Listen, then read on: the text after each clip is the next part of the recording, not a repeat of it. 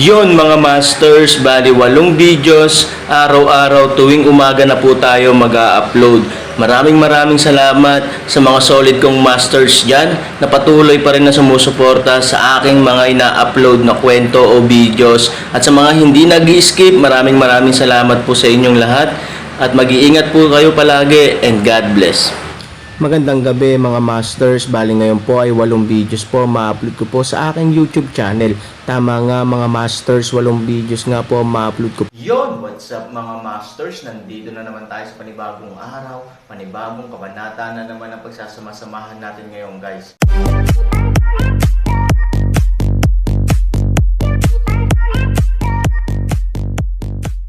Bali mga masters, kung bago ka pa lang po sa aking YouTube channel, please click the subscribe button, lalong-lalo na po yung notification bell guys, para maging connected pa rin tayo sa isa't isa at maging updated kayo sa mga susunod ko pang video.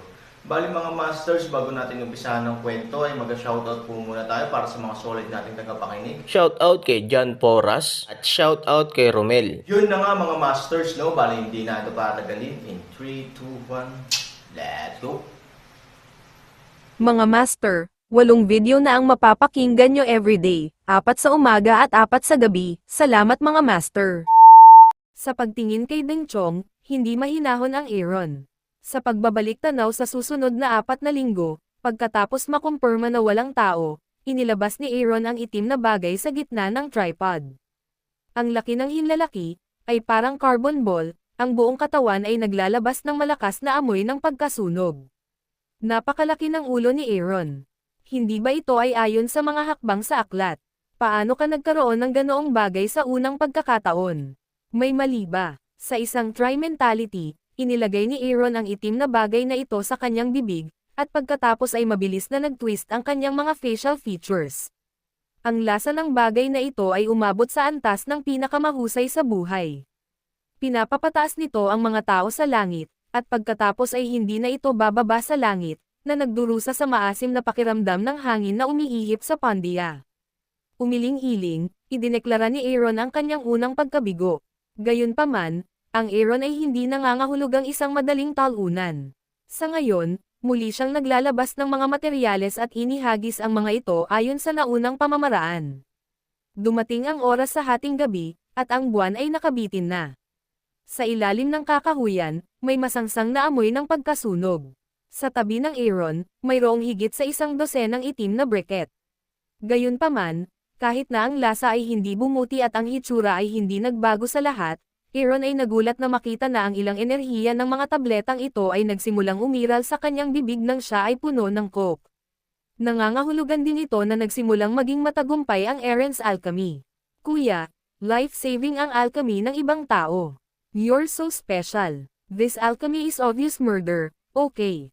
Kaya lang, biglang nagrereklamo tungkol sa hangin. Nang marinig ang pamilyar na boses na ito, walang magawa si Aaron, lumayo ka sa akin, at punahin mo ako sa sandaling magising ka. Matagal na umiling si Lin na walang magawa, ang dahilan kung bakit ako natutulog kamakailan ay hindi para sa isang tao. Mula noong huling pagkakataon, upang mailigtas ang Aaron, halos ibuhos ni Linlong ang lahat ng enerhiya sa kanyang katawan sa Aaron. Kasabay ng kakulangan ng puso ng dragon, ang buong dragon ni Linlong ay halos mabukaka at nakakabit sa katawan ni Aaron, at pagkatapos ay nahulog, sa mahimbing na pagtulog. Ang layuning ito ay hindi lamang para magpahinga, ngunit umasa din sa puso ng dragon sa Aaron upang madagdagan ang kanyang sarili. Pero paano mo nalaman, nang magising si Linlong, nakita niyang nagrereklamo ang 3,000 tungkol sa Korea. Oo, kaya sobrang naantig din ako, kaya napagpasyahan kong ibigay sa iyo ang lahat ng mga pills na ginawa ko sa unang pagkakataon para sa pagpapagaling. Halika, tanggap ka. Han 3,000 makita Linlong gumising, ang mood ay din medyo mabuti, nilalaro ng isang biro. Tumanggi si Kirin na may kasalanang puso, halika, kunin mo ang puso ng dragon ko, gamitin mo ang kayamanan ng dragon ko, at ngayon gusto mong patayin ang dragon. Aaron, huwag kang masyadong mahiya. Gayun din, gusto kong itanong, sino ang nagbigay sa iyo ng lakas ng loob para gawin ito? Sa tingin mo sa tingin ko lahat ng ito ay pinilit. Umiling si Aaron at bumantong hininga. Pagkatapos, Tumayo siya para kunin ang kanyang mga gamit at naglakad patungo sa lungsod. Habang nasa daan, sinabi niya kay Linlong ang lahat ng nangyari kamakailan. Matapos marinig ito, umiling si Linlong at ngumiti ng mapait, haha, isa na naman itong martial arts contest, isa na naman itong piging sa hongmen sa kalagitnaan ng gabi. Aaron, hindi ko talaga alam kung pupurihin ko ang iyong swerte o ano, sasabihin tungkol sa iyo. Nga pala, Linlong, gaano karami ang alam mo tungkol sa mga demonyo? Aaron, matagal na ipinaliwanag ni Lin, mayroong 4 na espesyal na lugar sa mundo, ang sobrang lamig na lugar sa sukdulang hilaga, ang latian na lugar sa matinding silangan, ang fire rock na ipinagbabawal na lugar sa matinding timog, at ang Dead Soul area sa ang matinding kanluran 10,000 taon na ang nakalilipas, matapos talunin ng 3 tunay na Diyos ng 8 mundo, ang mga demonyo ay itinaboy sa lupain ng mga patay pagkatapos ng maraming taon ng kaligtasan at pagpaparami. Ang mga demonyo ay nagtatag na ngayon ng 3 palasyo at 4 na bulwagan, at tumagos sa 8 mundo. Ngayong nakalusot na sila, hindi ba nagmamalasakit ang 3 tunay na Diyos at ang mga taong nasa tamang daan? Aaron, una, ang mga tunay na Diyos ng pamilya ng iyong asawa ay bumagsak. Ang 3 tunay na Diyos ngayon ay umiiral sa pangalan lamang. Ang natitirang 2 tunay na Diyos ay nais na makitungo sa isa't isa at mapanatili ang kanilang lakas. Natural, walang sino man ang handang makipaglaban ang mga demonyo. Pangalawa, ang emperador ay malayo sa langit hanggat ang mga demonyo ay hindi gumagawa ng mga krimen sa ilalim ng mga mata ng 3 pamilya. Mahirap ba ang 3 pamilya upang mahanap ang mga demonyo upang patayin? Panipi, Aaron ngiti, paraan, ang 3 punto, kalikasan ng tao. Oo, may mga permanenteng interes lang sa mundong ito. Paano magkakaroon ng permanenteng kabutihan at kasamaan? Hanggat kumikita, normal lang sa kanila ang pakikipagsabuatan sa isa't isa. Matagal na tumanggo si Lin. Tumanggo si Aaron, okay, I see. Bakit mo naman natanong yan? Linlong kalsada. Aaron confident smile, mamaya malalaman mo. Makalipas ang ilang sandali, muling dumating si Aaron sa tarangkahan ng manor. Nang makita niya ang Aaron, natural na sinalubong siya ng mga katulong ng guard sa gate at tinanggap siya. Batang siya, matagal na akong hinihintay ng aking amo. Sumama ka sa akin. Pagkatapos ng lalaking iyon, sumakay muli si Aaron sa bangka at pumunta sa pavilion sa gitna ng lawa.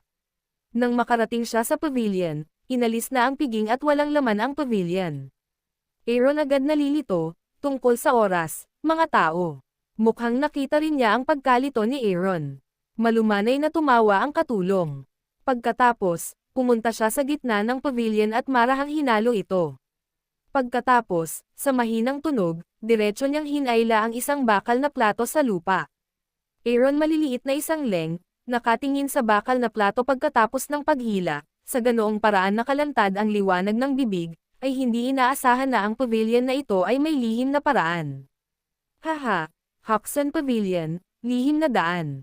Nakakatuwa din. Ayon sa logika ng mga normal na tao, sinong mag-aakala na may lihim na paraan sa naturang lugar? Total, isa itong lawa sa ilalim ng pavilion. Sa ilalim ng lawa, ito ay putik. Gayunpaman, ito ay nagpapakita rin na ang mga taong ito ay maislan sa pag-iisip at puso sa pagkatao.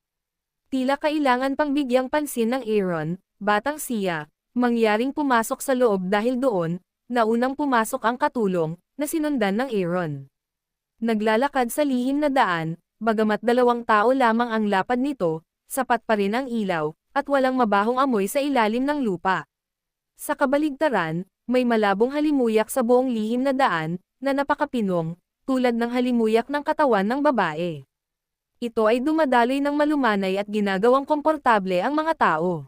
Naglalakad ng halos 10 metro sa loob, bigla itong bumukas. Ang nakita ay isang napakagandang transparent na kristal na bahay na katulad ng salamin. Mula sa malayo, makikita ni Aaron ang mga nasa katanghaliang gulang na mga tao sa bahay at ang kanyang 4 na subordinate. Sa oras na ito, nakaupo sila doon at umiinom at nagkukwentuhan. Ang pinakakamanghamanghang bagay para sa Aaron ay mayroong mga linya na umaabot mula sa lahat ng panig ng bubong, sinusuportahan ang isang malaking kama sa hangin, na lumulutang sa gitna ng bahay, at may plaka sa labas ng bahay, na nakasulat sa pulang material ni Xinghong, pagpugot ng ulo sa pavilion, ito at ang estilo ng buong silid, ganap na nagpapakita ng isang bipolar na posture. Ano ang ibig sabihin nito? Kung sasabihin nating ang kristal na bahay ay puno ng romantikong layout at estilo, kung gayon ang tatlong malalaking karakter ng pagpuputol ng pavilion, kasama ang madugong estilo at kulay nito, ay masasabing bahay ng impyerno at talam ng pagpatay ng katayan. Ang ganoong kakaibang estilo, hayaan ang Aaron na maniwala, ito ay hindi isang pagkakataon, ngunit tila may ibang kahulugan. Ang buong paligid ng kanyang mga mata ay natatakpan ng puting tela, ngunit ang banal na kamalayan ng Aaron ay malinaw na naramdaman na kahit na walang tunog sa likod ng puting tela, mayroong isang bahagyang paghinga.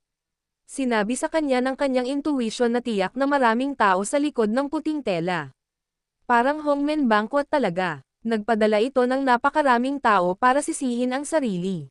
Aaron yinngiti, lumakad up, nasa katanghaliang gulang makita 3,000 dumating, na may 4 na tao mainit na welcome up, halika, batang siya, umupo sa loob, umupo sa loob. Pagkaupo, tumayo ang nasa katanghaliang gulang at nagsalin ng isang kaldero ng tsaa para sa Aaron. Nakangiting sinabi niya, matagal na kitang pinaghintay. Halika, uminom ka ng tsaa. Aaron nakakalibang ng ngiti, gusto mo bang uminom ako ng tsaa sa gabi? 3,000 natapos, itinaas ang kanyang kamay at itinaas ang kanyang tasa, uminom ng isang subo ng tsaa na may ngiti, at sinabi, ang lasa ng tsaang ito ay pangkalahatan. Anak, huwag kang sumigaw kung hindi ka makakainom ng tsaa. Alam mong ang iniinom mo ay isang top-grade jade arhat. Ang mga ordinaryong tao ay hindi makakainom nito kahit gusto nila. Sabihin mo, ang lasa. Galit na sigaw ng lalaking nakaitim. Si Aaron ay walang magawang umiling, tumingin sa tasa, at dahan-daang nagsabi, ang mabuti at masama ng tsaa ay hindi ang kalidad ng tsaa, ngunit kung sino ang dapat uminom. Kitang-kita ang kahulugan ng Aaron. Hindi tsaa ang sinasabi niya, kundi panunuya sa mga taong ito. Sa mga taong ito, walang magandang pakiramdam si Han Sunny. Nang marinig ang mga salita ni Aaron, galit na sumugod ang lalaking nakaitim. Bahagyang itinaas ng nasa katanghaliang gulang na lalaki ang kanyang kamay at tumawa, hoy, bakit nasaktan ang pagkakasundo? Pagkatapos, umupo siya sa harap ng Aaron at nakangiting sinabi, hindi makatwiran ang sinabi ng aking kapatid. Ang ganitong uri ng tsaa ay lasa hindi lamang tsaa, kundi pati na rin sa mga puso. Gayunpaman, hindi mahalaga kung ang aking kapatid ay. I have a lot of other kinds of tea. Naniniwala ako na mahahanap mo ang uri ng tsaa na gusto mo, kuya. Dahil doon, nagbigay ng misteryosong ngiti ang nasa katanghaliang gulang na lalaki at tumingin sa nakangiting mukha ng demonyo. Tumango ang nakangiting mukha ng demonyo. Ngumiti siya at pumalakpak, Papa. Sa oras na ito, biglang bumantong hininga si Aaron, at agad na hinayla ang puting tela sa paligid niya. Agad na inalerto ni Aaron ang kanyang mga kamay upang maghanda sa anumang biglaang sitwasyon. Gayunpaman, nang mahulog ang puting tela, tumigil ang lakas ni Aaron sa kanyang kamay, at puno ng pagtataka ang kanyang mga mata. Pagkatapos ng puting tela, may mga hanay ng maayos na mga sel. Ang pinakanakakagulat sa Aaron ay mayroong kahit man lang ilang purong mukhang kabataang babae sa bawat sel. Ang mga taong ito ay maaaring nakasuot ng ordinaryong damit o bahagyang marangal. Ngunit malinaw naman, ang mga babaeng ito ay dapat na mga anak ng mga ordinaryong pamilya o mayayamang pamilya na may kaunting pera. Bukod dito, sila ay bata pa sa lahat ng edad, ngunit sila ay maislan sa hitsura, puti at malambot sa balat. Bagamat medyo madumi ang mga selda, hindi pa rin nila lunurin ang kanilang kagandahan. Lalo na nang mahiwalay ang puting tela, natakot ang mga babae, at isa-isa, hindi nila maiwasang maawa. Natigilan si Aaron. Pagpasok niya ay, naramdaman na niya na maraming tao sa likod ng puting tela. Ngunit minsan ay naisip niya na ito ay isang ambush killer o isang gwardya.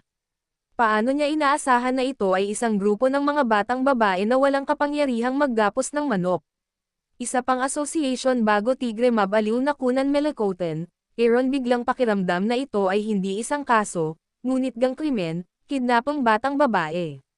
Basta, hindi maintindihan ni Aaron.